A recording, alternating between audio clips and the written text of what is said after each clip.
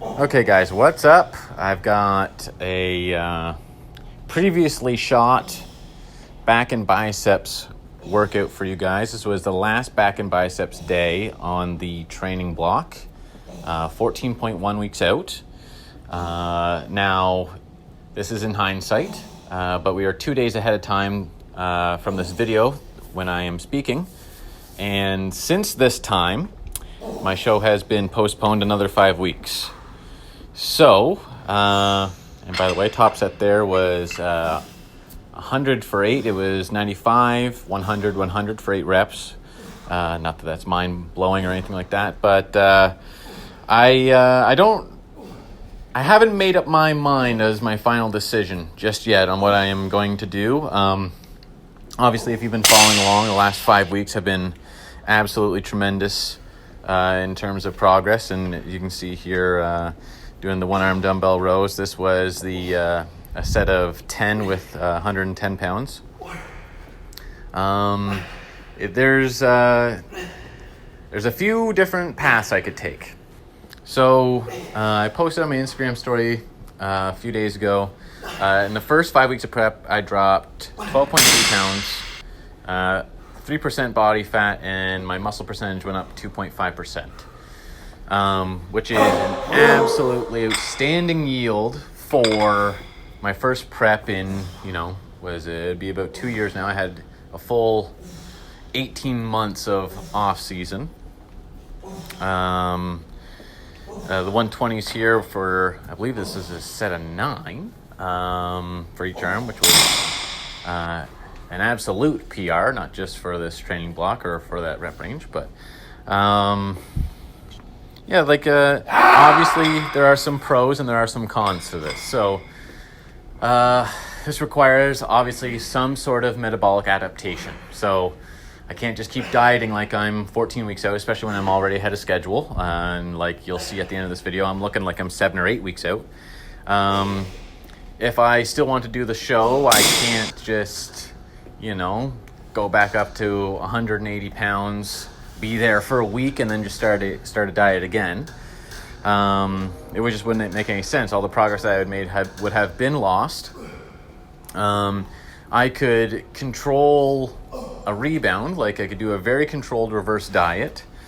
I could say the hell with this season, because who knows if another postponement to the show will happen. Just so I don't forget, obviously, a PR there at the end of the training block with the pull-ups, 37.5 for a set of 8. And then here also a PR with the seated cable rows, 192.5 for a set of 10.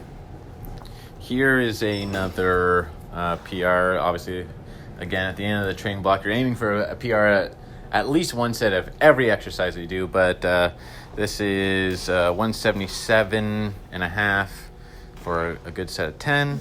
But as I was saying, like the chances of this show gets postponed again, and I'll have to readjust the prep again. It's seeming more and more probable to me.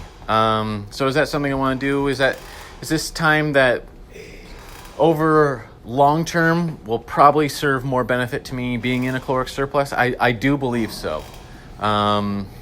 But I still haven't made up my mind. I'm weighing the pros and cons of every route that I could take right now.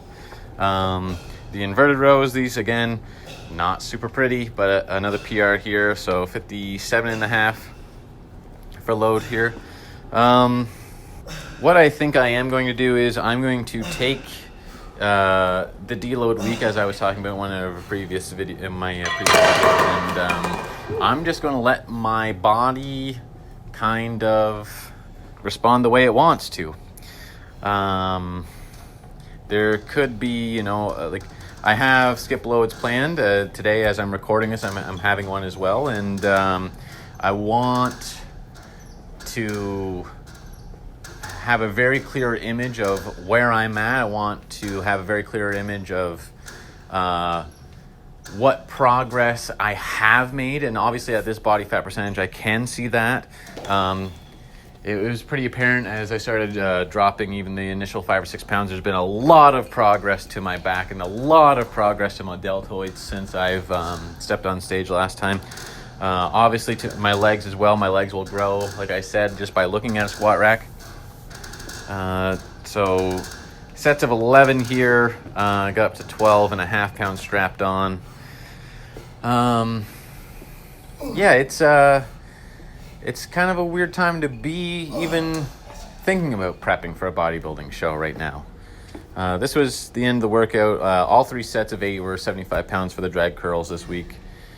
As I'm recording this today, I woke up at 165 even. According to my scale, which obviously has a little bit of a degree of error, most likely. I'm at 7.2% body fat. I would say that's a pretty accurate calculation just based on my conditioning. My strength is still primarily going up, except when I'm on the final week of a skip load cycle. But in light of this, I've made a few changes. So primarily, my skip loads will not be 2 off and 1 on for the weekly cycle. It'll be 2 weeks on for a skip load, 1 week off. If I want something other than zero calorie or low calorie sauce on my meals, guess what? I'm going to put it on there. Same if I want something like an energy drink for my afternoon cardio session. If it's going to be, if it always has been 0 calorie or low calorie. Well, if I don't want it to be, I won't.